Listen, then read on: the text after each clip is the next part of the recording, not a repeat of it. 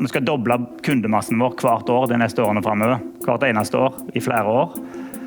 Og det har enorme påvirkning for alt vi gjør internt. Velkommen til RamBase Inspiration Day. In the end, it was this word, the people. The people. It would be a great deal money-wise. But in the long term, we were actually afraid of losing the culture. Du kan bygge en kultur på 10 år, men du kan sikkert rive den på en vegge. På grunn av, hvis du kommer der og sier nei, eller bare ikke hører på hva de ansatte sier, så slutter de å foreslå. De slutter å faktisk komme med nye ideer.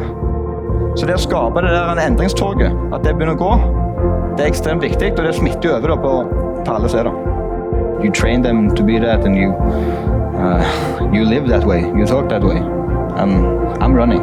So I just hope that they will run together with me.